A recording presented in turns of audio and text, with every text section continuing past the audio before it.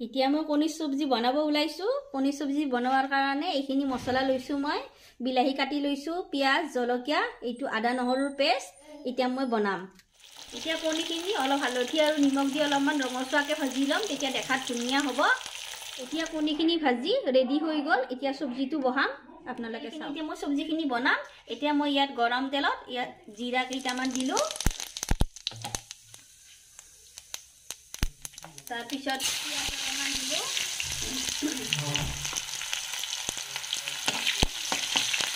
কেইটামান বিলাহী ভাজি ল'ম,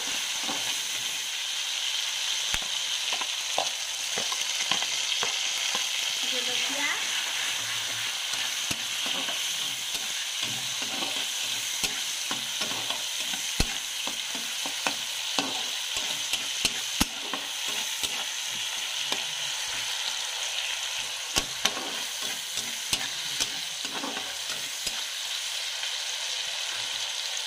তাৰপিছত আদা নহৰুৰ পেষ্টখিনি দি দিম, দি দিলোঁ।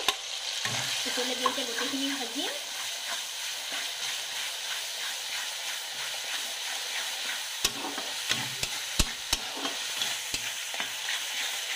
ইয়াতে মই হালধি,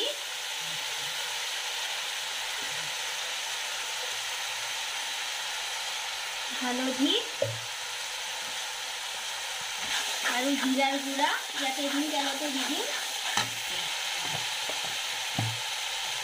চিম্পুলভাৱে বনাইছোঁ, বেছি মছলা নাই। আদা নহৰুৰ পেষ্ট এয়াই দি দিছোঁ।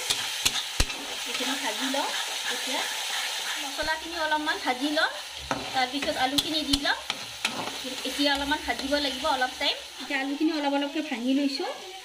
এতিয়া আৰু চব্জিখন অলপ গোটা হ'ব, অলপ অলপকৈ এনেকৈ ভাঙি ল'ব। এতিয়া মছলাখিনি ভাজা হৈ গ'ল। এতিয়া মই আলুখিনি দিম, আলুখিনি দি অলপ ভাজিম।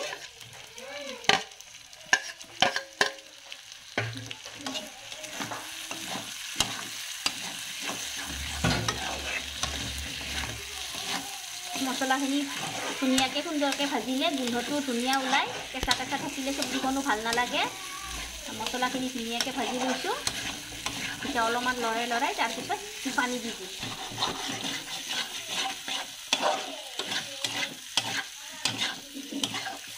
এতিয়া অলপ ভাজি লৈছোঁ আলুখিনিৰ লগত মছলাখিনি, তাৰপিছত অলপ পিছত পানী দি দিম। এতিয়া মই পানী ঢালিম।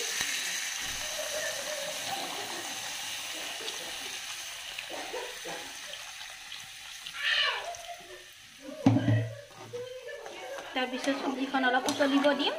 তাৰপিছত মই কণীকেইটা পেলাই দিম তাতে। এতিয়া কণীৰ চব্জিটো উতলি আছে। এতিয়া এটা এটাকৈ কণীকেইটা দি দিম চব্জিখনত, অলপ উতলিব দিম। তাৰপিছত নিমখটো হৈছে নে নাই চাম লাষ্টত, চোৱাৰ পিছত নমাই থৈ দিম।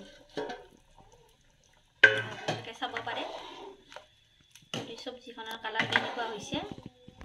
আমি আজি ৰাতি ভাতৰ লগত খাম, সেইকাৰণে বনাইছোঁ। এতিয়া কণীৰ চব্জিটো হ'বলৈ গৈ আছে। কেইডোখৰমান আলু ভাঙি দিছোঁ, তেতিয়া অলপমান গোটা হৈ যাব চব্জিটো। ইমান পনীয়াও ভাল নালাগে কণীৰ চব্জি, আমি মানে ভাল নাপাওঁ আৰু সেইটো কাৰণে মানে অলপ গোটাও বনাইছোঁ। সেইকাৰণে আলুখিনি অলপ ভাঙি দিলে অলপমান গোটা হৈ যাব চব্জিখিনি। সেইটো কাৰণে লাষ্ট আৰু হৈ গৈছে আৰু নমাই থ'ম। এতিয়া এইটো হৈ গ'ল, আপোনালোকে চাব পাৰে। এয়া কণীৰ চব্জি। এতিয়া কণীৰ চব্জি ৰেডি হৈ গৈছে। এতিয়া আমি ভাতৰ লগত খাম এতিয়া।